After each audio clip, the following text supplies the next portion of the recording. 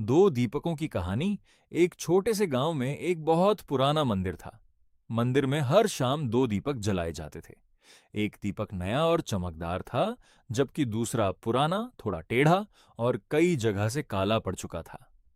नया दीपक अपने रूप पर बहुत गर्व करता था। वह अक्सर पुराने दीपक से कहता, देखो, लोग पहले मुझे देखते हैं, मैं कितना सुंदर हूं और तुम कितने पुराने हो। पुराना दीपक मुस्कुराकर चुप रहता। एक दिन गांव में बहुत तेज आंधी और बारिश आई। बिजली चली गई। पूरा गांव अंधेरे में डूब गया। लोग मंदिर की ओर दौड़े ताकि वहां से रोशनी मिल सके।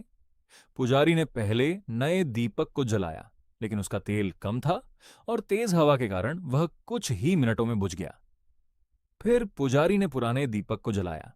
वर्षों के अनुभव से उसे पता था कि हवा से कैसे बचना है। उसमें पर्याप्त तेल भी था। वह पूरी रात जलता रहा और मंदिर ही नहीं, आसपास के रास्तों को भी रोशन करता रहा। सुबह होने पर नया दीपक शर्मिंदा होकर बोला, मैं समझता था कि सुंदरता ही सबसे बड़ी ताकत है, लेकिन असली ताकत तो सेवा करने में है। पुराने दीपक ने मुस्कुराकर कहा, बेटा, चमक बाहर से नहीं, काम से होती है। जो दूसरों के जीवन में उजाला भरता है, वही सबसे सुंदर होता है। उसी समय गांव का एक छोटा बच्चा वहां आया। उसने दोनों दीपकों को देखा और अपनी मां से पूछा, मां, सबसे अच्छा दीपक कौन सा है? मां ने प्यार से कहा, जो सबसे ज्यादा देर तक दूसरों के लिए जला वही सबसे अच्छा है।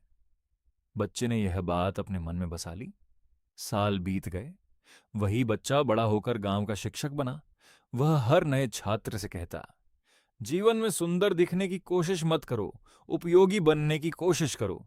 फूल कुछ दिन महकते हैं, लेकिन अच्छे कर्म पीढ़ियों तक याद रहते हैं। धीरे धीरे पूरे गांव में यह बात फैल गई। लोग एक दूसरे की मदद करने लगे। कोई गरीब की पढ़ाई का खर्च उठाता, कोई बुजुर्गों की सेवा करता, कोई पेड़ लगाता, तो कोई भूखे को भोजन कराता। लोग कहते थे कि उस गांव की असली पहचान उसके बड़े घर नहीं, बल्कि बड़े दिल वाले लोग हैं। कहानी की सीख। जीवन में रूप, धन और प्रसिद्धि कुछ समय के लिए होती है, लेकिन अच्छे कर्म, विनम्रता और दूसरों की सेवा इंसान को हमेशा यादगार बना देती है। सच्ची चमक चेहरे की नहीं, चरित्र की होती है।